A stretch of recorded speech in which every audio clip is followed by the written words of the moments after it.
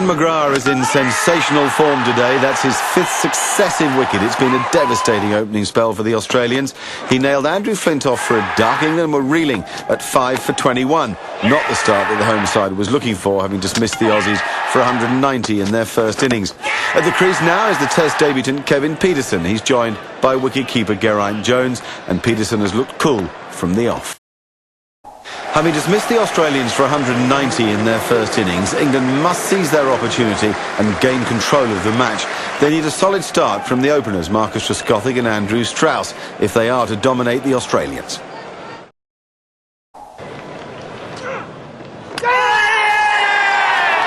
After a solid opening partnership between Marcus Trescothick and Andrew Strauss of 112, England lost wickets in quick succession and are now 187 for 4. Kevin Pietersen's at the non-striker's end and Andrew Flintoff has just arrived at the wicket. It's a new over from Shane Warne, and England's hopes of amassing a big total could well depend on this partnership. The score's 72 for 5, with Ian Bell still out there on 20, and England need to build on their first innings lead. It might just be Andrew Freddie Flintoff who's the man to do it. Michael Vaughan, the England captain's on 45, and he looks in good touch today, having won the toss and chosen to bat. He's facing Glenn McGrath, and it's really up to Vaughan and Trescothick now to put pressure on the Australians. Australia are in deep trouble at 133 for 5. It's going to take something special from the lower order to rescue the innings. Adam Gilchrist has 12. Shane Warne has just come to the crease with him. Ashley Giles is in the middle of a good spell, but Michael Vaughan might well now look to bring back Simon Jones. He can rattle cages and hopefully pick up Australian.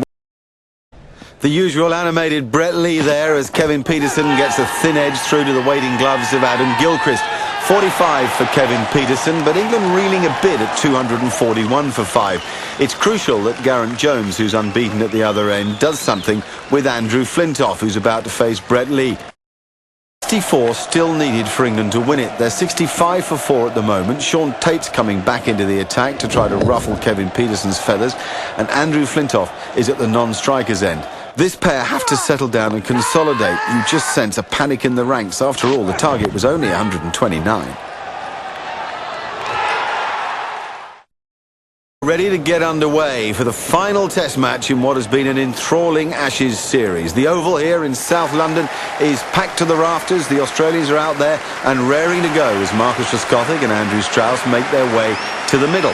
England 2-1 up in the series. The first ball of the day will be bowled by Glenn McGrath, and it's Marcus Trescothick on strike. Ian Bell caught by Shane Warne off the bowling of Glenn McGrath, which focuses all the attention on Kevin Pietersen. England are 67 for 3 and rather relying on Pietersen to take the game away from the Australians.